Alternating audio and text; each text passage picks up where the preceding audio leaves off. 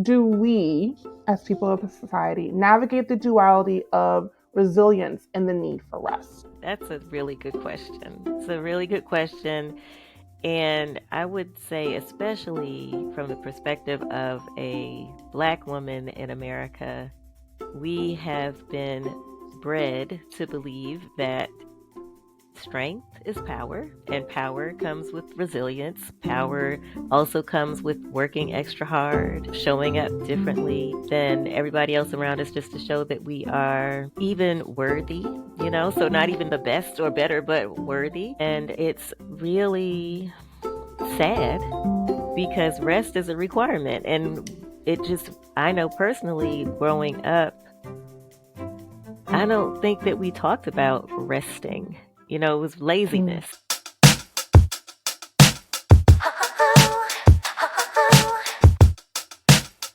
Welcome, everyone. Welcome back to another episode of the Wednesday Wellness Debrief. I'm your host, Brittany, and today I'm joined by my lovely, lovely, lovely guest for Mental Health Awareness Month. Say it with me, it's Dr. Makeba Hill, correct? Yes, Dr. Makeba is fine. Dr. Makeba, awesome. Yes.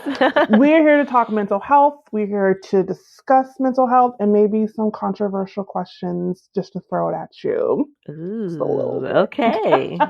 Sounds good. Yay! So we're going to first get started with who is Makeba. I always start with my guests of who they are outside of their work, just to kind of get to know you type of question. Okay. All right. So I am Makeba. I am a mother, a daughter.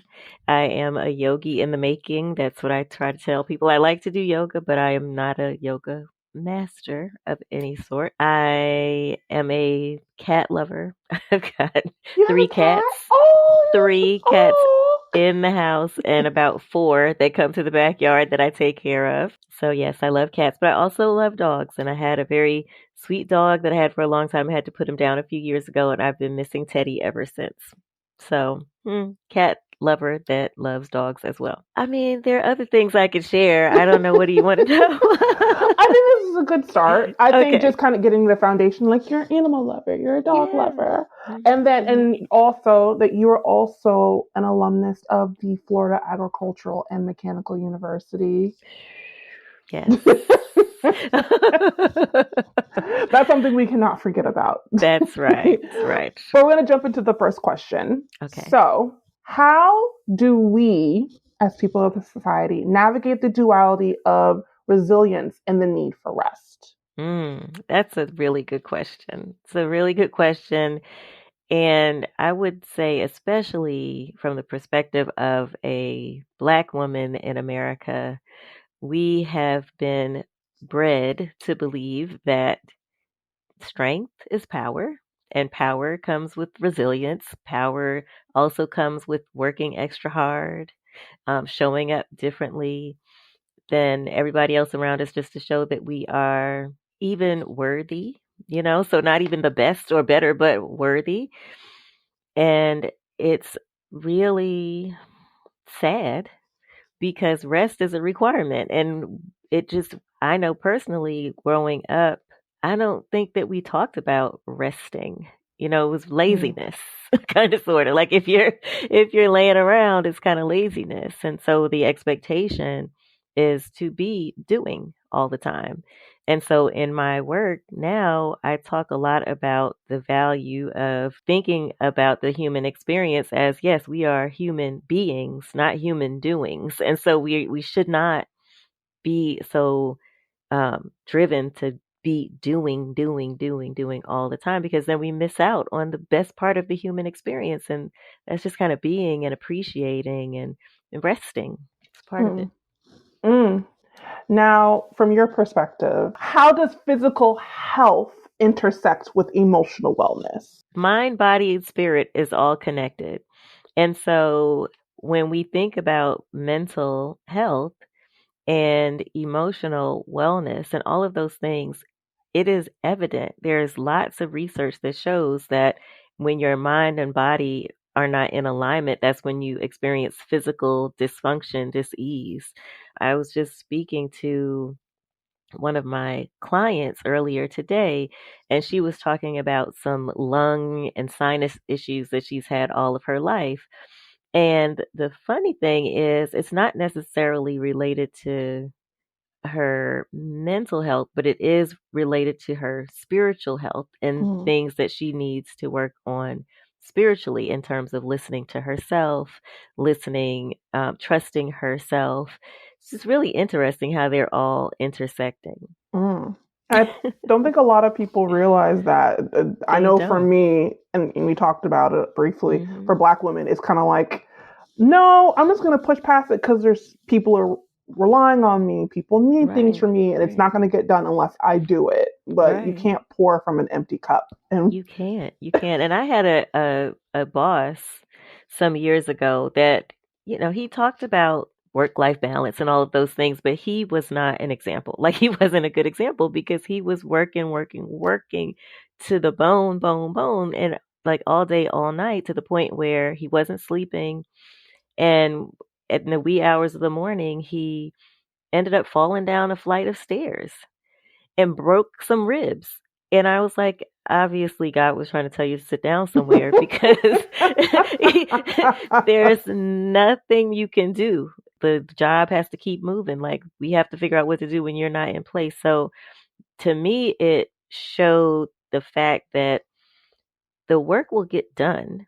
You know, you unfortunately are replaceable very easily in the workplace. mm, But had his situation turned out to be more tragic than it actually was, they could not replace him in his family. His wife and his children would have missed him dearly. So we have to think through the balance of work life balance more seriously, I think, and just really think about the value of our lives mm, and the quality of our lives because we're not just here to work. We're hmm. here to be, productive citizens, yes, but to enjoy the fruit of the land, the earth, and all of the things it has to offer. We Yeah. can't do that when we're behind a desk all day. And I think how the world is going, I think a lot of people put their focus into work. And it's Hmm. like, there'll be a tomorrow. There'll be a tomorrow. There'll be a Right. tomorrow. And like we said with your boss, your boss was so focused on like there'll be a tomorrow that you fell down the Yeah. stairs and you're just like, yeah, well tomorrow's here. So Yeah. we need to Yeah. focus on what's Focus happening right now. now. Focus now. He was just so tired and like we don't need to work ourselves to the point of exhaustion like that because then we're not functioning at our best, Mm, right? Like, and we want to be our best. I think the other challenge is or has been just how accessible we all are now. With cell phones, email, all of those things, it's, people expect you to respond right away. So we have to set the standard, especially as leaders, about what that looks like. Modeling is very important. If mm. he, said that rest was important and he actually rested and he kind of, fell back a little bit on us in terms of responding right away, then the culture would be different. So it kind of starts, I think, at the top, especially in the workspace. Oh yeah. I've been in positions where like you said, it's touted for work life balance, but you're seeing the Right. higher up sending emails at 12 o'clock in the evening, 9 o'clock in the evening. Yeah. And you're just Yeah. like, oh, well, if this is the standard that you're holding, I have to uphold the standard as well. If not, I Right. look like I'm slacking. Right. Right. Right. It's hard because you want to be a good worker and you want these Mhm. things. And then especially if you were the words of my mother, you are the only chocolate chip in the cookie dough. It is if you're not keeping up with the standard, it makes you feel like, oh, I'm gonna have a big target on my back because Right. I am the only chocolate chip and everyone's working these really long hours, but Really I'm long not hours. trying to preserve Mhm. myself, Mhm. basically. Mhm. And then you add in children. Like I don't know if you have children at this point, Not but yet. as an executive or even an aspiring executive, when you add children to the mix, it's like, oh wow, now I have to go home and I'm not just working on my work stuff and regular home stuff. I've got to take care of the children. Like I'm responsible for all of these things. So there's not even, I don't think, at least in my experience, balance in the marital relationships, especially if you have two high powered individuals working, who takes the brunt of the child care responsibility? And then do you outsource it? Like we outsource so many things. And then, are you really enjoying your children and are they enjoying you?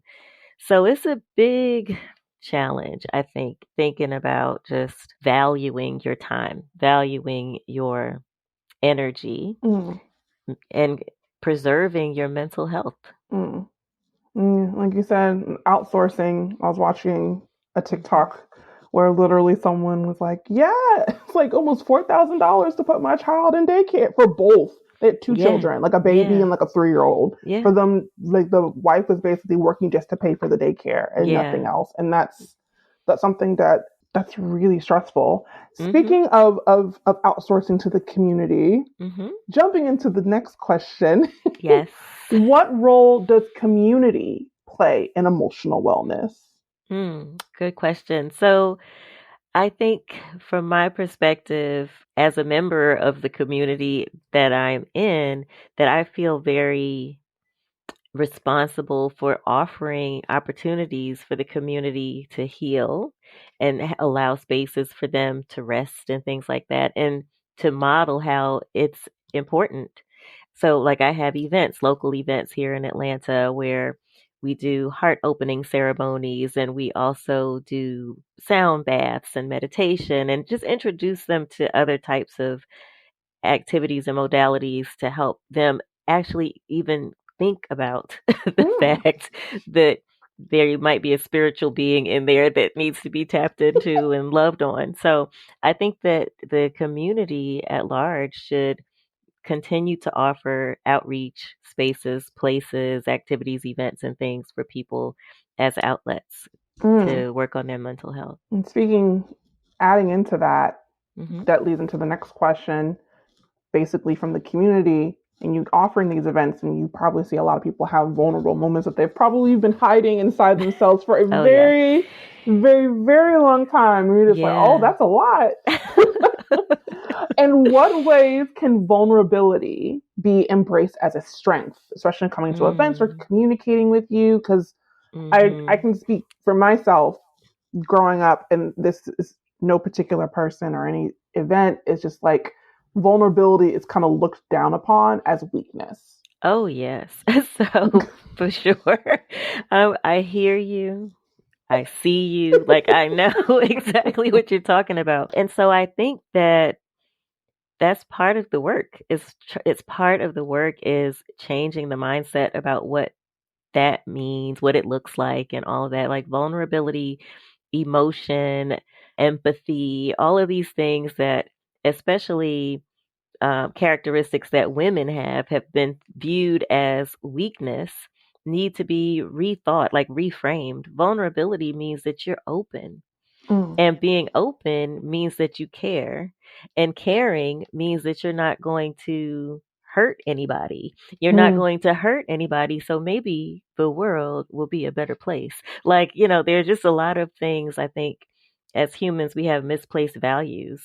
And the vulnerability piece definitely comes up. And so I think it's important to offer opportunities for people on a one-on-one basis to tap into their feelings and their emotions. So, I do group activities, but I also do one-on-one. I actually did a one-on-one retreat experience for a person. We went to Playa del Carmen, Mexico, and it was a beautiful experience because she got exactly what her spirit needed. mm, And it was like it was by design. I didn't even know as I was planning it that it was intended to be a one-on-one experience. But while we were there, we both were having dreams about things and different things. And like just the way it unfolded, it was completely and totally magical. And vulnerability was one of the things that came up for her. And we were able to spend a lot of time just working one on one with softening her. And at the end of it, she was flowing like the river, like the ocean. It was like she couldn't stop just flowing. It was so beautiful. It was so beautiful. So, yeah, we have to address it on a large scale, just in terms of the mindset around what strength is, this illusion that anything that's not brute force is weakness, but then also provide spaces and experiences for people to work on their own like personal development and growth. Yeah. And especially when you get away from your environment, that typically is what stresses you out. A brand Mm-hmm. new environment to really sit in that vulnerability. Yes. Um, Yes. I make the joke, and it's the Real Housewives. She said it, where she's like, "I've scheduled my cry for later when I'm away, and I can have a moment to myself." Oh my God. And that is, once I heard that, I'm like, yeah, that sounds about right. And then kind Mm-hmm. of also the researcher, one of the controversial questions he sent my way, which is amazing, and you kind of touched on it a little bit. Basically, how that strong Black woman cape that we wear, how that Yeah. impacts us as Black women, how we see ourselves in the world, how we go to work, how we do those things. From Yeah. your perspective, do you feel as though that it's more harmful than it is beneficial? Do you feel it's more beneficial than harmful? The cloak that Yeah, we the wear. cloak, the cloak that we wear. Yes. I, I think that anything that is not authentic and truly open is a problem. And I do feel like a lot of Black women, a lot of us wear a mask on an Mm. everyday basis. And I don't think that's healthy. And once we remove the mask, and allow people to see who we truly are and accept who we truly are, then we become healthier overall. Like I think one of the interesting things that I've discovered in my research is that Black women suffer disproportionately with autoimmune diseases, especially lupus. Hmm. And when you look at what the body is trying to tell you with lupus in particular, is that you're attacking yourself. And we end up doing that a lot. Like we attack who we are, we deny who we are, we quiet ourselves, we allow our light to be dimmed. And so the more we do that, the more our body is fighting it. And so that's why we end up attacking ourselves, and it manifests as sickness. So, no, I don't think that it's a good thing that we are wearing a cloak if it's not, our authentic selves. It's got Mm. to be real. We got to be real. We got to be who we are unapologetically. Oh, yeah, 365 days. And I think living in the world that we live in, I think that does Yeah. make it a bit more difficult. Yeah. But that goes into the next question as Black women. And Hmm. but how does generational trauma influence our emotional Mm. wellness? Oh, that's major. I'm sure you know this. Oh, oh yes, all the classes at FAMU that they mandatorily took me to take those African American history classes. I have no Yes. choice, but it gave a Yeah. better understanding of we come from a very long line of very strong people, Mhm. but sometimes is like what is too strong Right. from time to time, and Right. kind of finding that balance, I guess. Yeah, well, so this is it's a sensitive subject because I deal with a lot of people who have generational trauma, and it it's unfortunate because it's not always strength, or it doesn't always like it doesn't always. Okay, let me try to frame this. Okay, so yes, often what comes with generational trauma is hiding things and burying our thoughts and feelings. And so those things attack us. They attack us over time. So, like, I deal with a lot of clients who have been sexually abused as children, from maybe a family member or a friend of the family. And they told their mother or they told their grandmother or whatever. And they swept it under the rug. And so that person had to grow up with that trauma and try to overcome it as an adult and get into relationships and, other situations with this heaviness from the past that it's really, I believe, it just stems from we as Black people having to deal with all kinds of things Mhm. and thinking that the more we deal with it, the more we're able to just get through it, the stronger we are.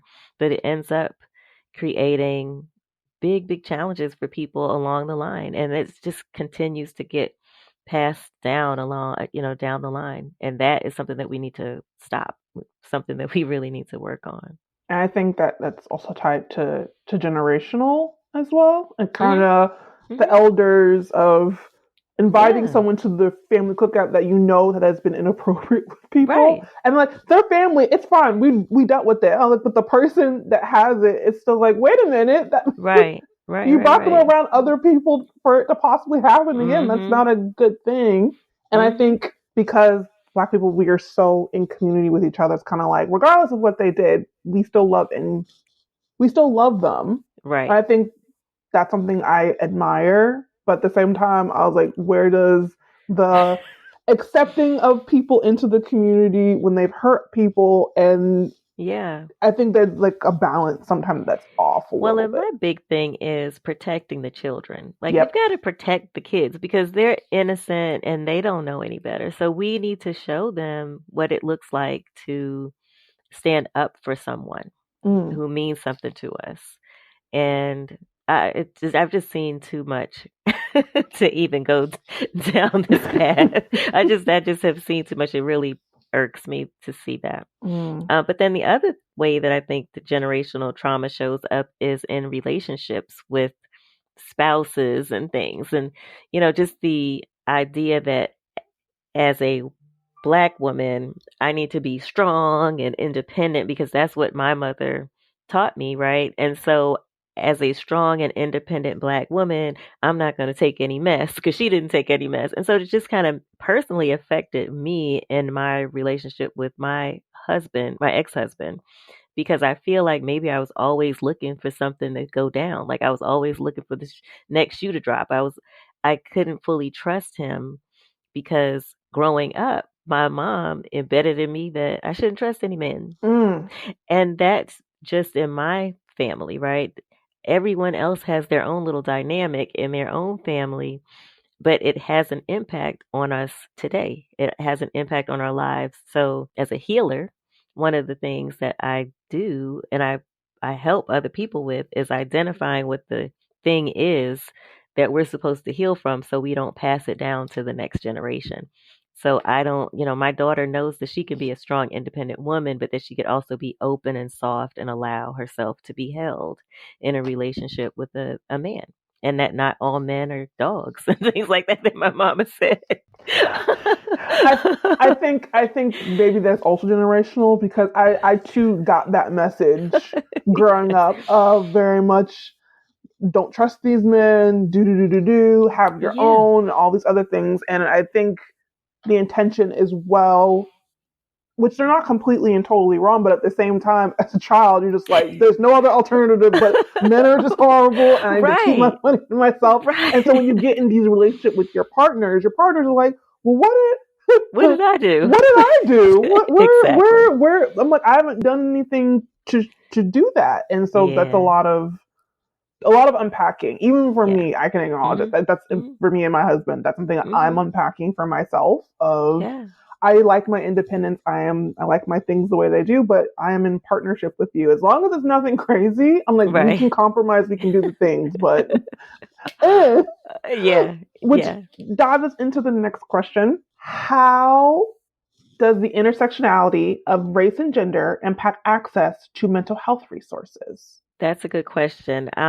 So in my former life, just a few years ago, I worked in healthcare. Healthcare strategy and behavioral health was one of the areas that I helped with business development, building relationships, building our strategy, building our business, and kind of understanding the population, what's available, what's offered, how people access it, right? And what I found is that accessibility is a challenge for people of color, especially low income people of color, because it's expensive to get good care. And then also, just behavioral health services are, I think, difficult to navigate Mm. for a person. So, and I have experience with a couple of people that I know who have been diagnosed with certain mental health disorders. And I think a big challenge there is in thinking about how Black and brown people, how women are diagnosed differently from our non BIPOC, counterparts. Hmm. I think that sometimes the decisions are faster about, oh, that person is this or that or whatever. The notion of how far gone we are or whether it's true or not, like whether we're trying to get medication or, just things like that. I feel like there's distrust in the system and a lack of care, full on care for Black and brown people and women in the mental health spaces.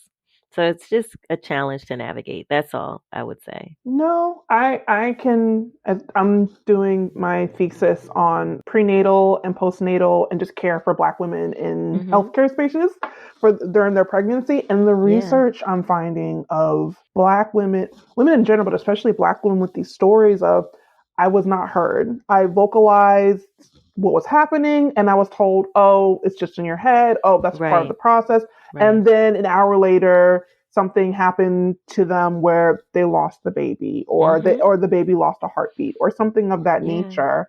And I think a lot of times we're not listened to. And I'm speaking from a place of privilege where I have a college degree, I'm getting my master's and all these Mhm. other things, and I can find the access to healthcare. Yeah. But seeing other family members who don't have the privileges I have Right. or Right. friends, it's very heartbreaking, and it's kind of like you ask them to trust the system sometimes, and sometimes the system doesn't have Yeah.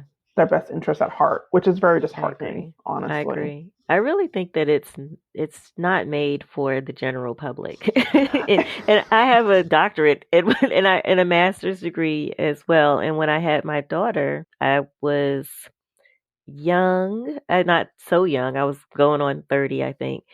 And the resident at the hospital during my labor just wanted to do some stuff to me that I knew that I didn't need to get done because my other doctor said that I didn't need to get that done. But he was like, you need to do this, you need to do that. And I was like, but no, I don't. And I'm an educated woman and worked in healthcare. So Mm-hmm. I, through my tears, I told him, no, the hell, you are not going to do X, Y, and Z because whatever. But I could just imagine how other people must feel when they're in those types of situations because I really felt like he was bullying me. Mm. And then I also think about like Serena Williams. Didn't she have like a major Yep, issue Serena when Williams she? had blood clots. Beyonce Yeah, even stated for herself that she had issues with her delivery yeah, with her twins. And yeah. again, this is, and you live in Atlanta. I was my last interview was with her name is Alicia Hurt, and she's a doula Mhm, out in Bainbridge, mhm, Georgia. And mhm. just like the quality of care and all the work and effort she's putting into making sure people Yeah. are heard, especially Mhm. like during delivery, because Right. again, the communication is not fully there because the provider has their own mindset of what they have, their own unconscious bias, unfortunately. That's a big thing. And that comes into play in the mental health space as well. It's Mm. just bias. It's major, major bias. Yeah, but that also ties into storytelling for us. Mhm. Like right now, of us telling stories for the next question of how can storytelling be a tool for healing and empowerment? Oh, storytelling is major. I think, like we were talking about earlier with generational trauma and how our families kept things close, didn't talk about it. Now is the time where we just need to be telling everything. Every Mm. story is important. I think that a lot of us have experienced the things that we've experienced in our lives because we're supposed to talk about it and share because we have so much more in common than not. And that's in the Black community, but also across the board. Like if we start talking about, for me and my work, is if we start talking about these visions that we have and they come true, or if we start talking about this knowing or these gifts that I have that my family told me was the devil, or that I Mm, shouldn't talk about it. I shouldn't communicate with my ancestors. I shouldn't communicate with spirits because that's wrong. Like when we start talking about it more, it becomes more normalized, and you'll see that there are other people out there that are experiencing similar things. And I think it just builds up the strength.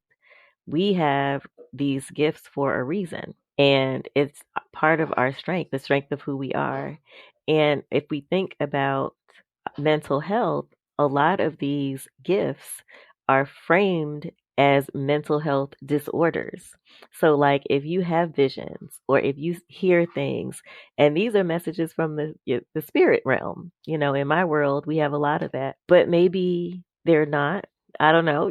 So people end up getting these mental health diagnoses and they don't know if they can trust these gifts or not. And mm, then they get medicated and it keeps going on and on. So there is, I believe, a thin line between mental health disorder and spiritual gifts. But the more we actually talk about what we're experiencing, the better. I think we just need to tell our stories. yeah. And I think for a lot of people, especially I know for me in therapy, like once I've been telling my story, like, oh, I feel so much better. I Oh, feel very yes. much heard. It's very therapeutic.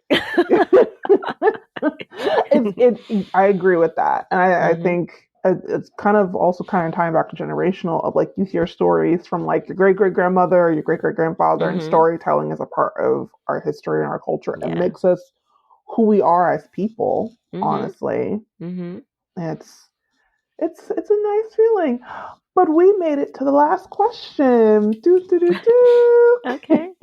How can future generations be equipped to prioritize emotional health? Hmm. It starts with us, with the families. So we have to make sure that we embed in them the importance of it. But that means that need to heal ourselves first. We need to recognize and see that it's important to rest.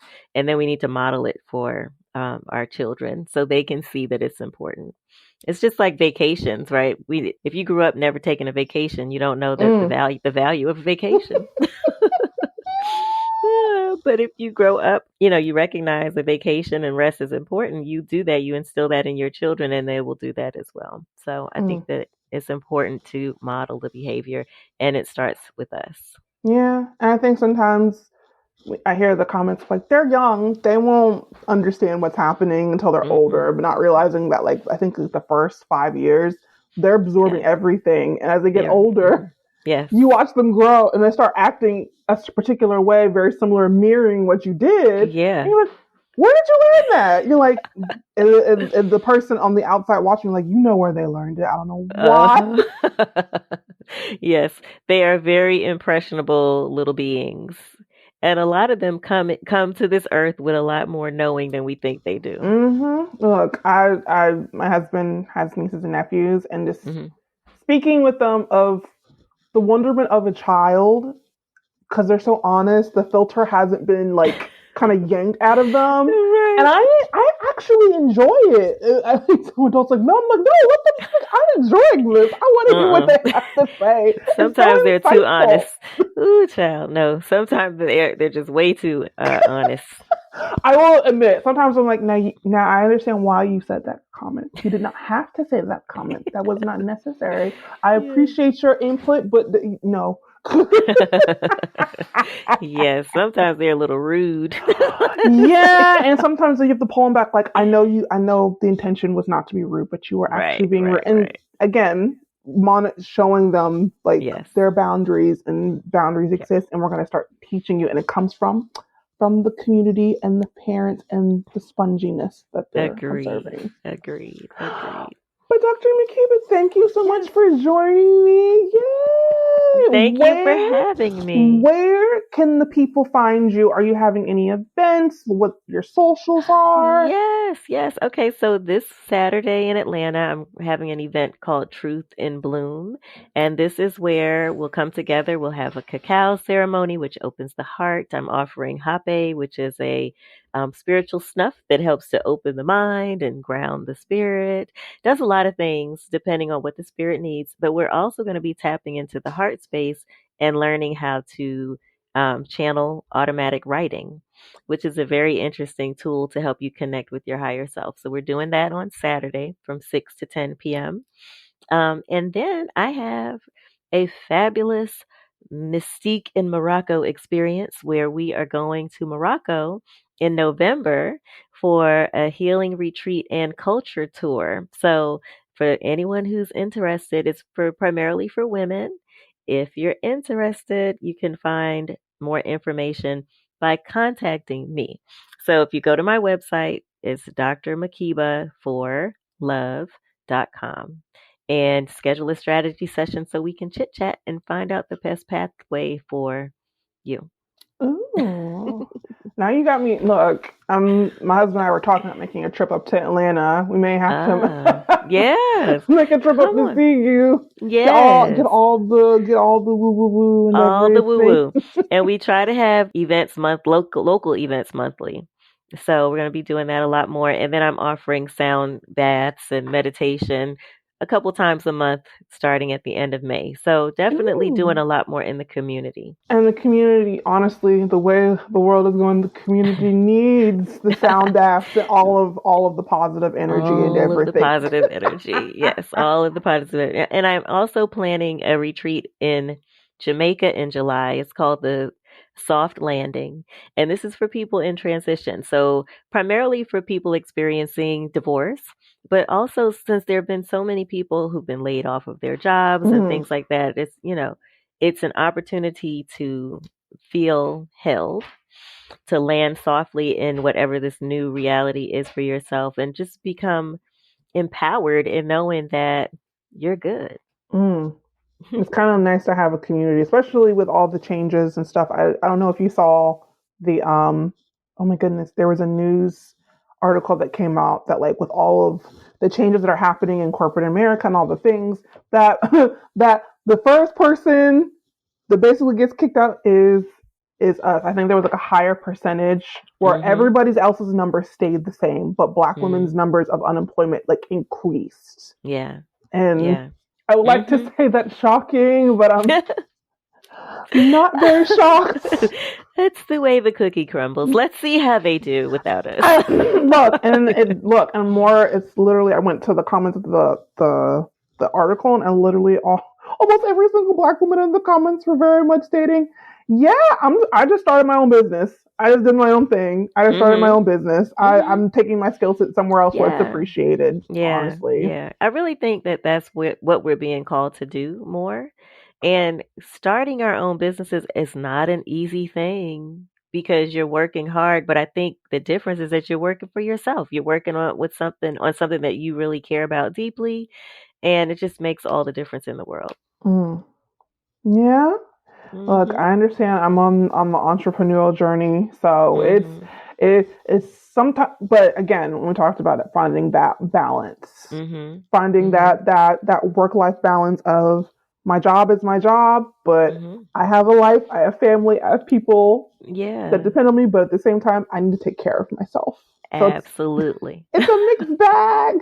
It's a mixed bag, and it's a journey. It's a journey. It takes time. Takes time to deprogram ourselves from all the stuff that's been embedded. It's like in our DNA that we have to overperform. Yeah, look, kind of again the cloak, wearing that wonderful cloak. But Dr. Makeba, thank you for sharing your profound insight and for being a beacon of hope and understanding to our listeners. Thank you. Thank you so much for having me, Brittany. Of course. And for the listeners, remember, prioritizing your emotional wellness is not just beneficial, it's essential.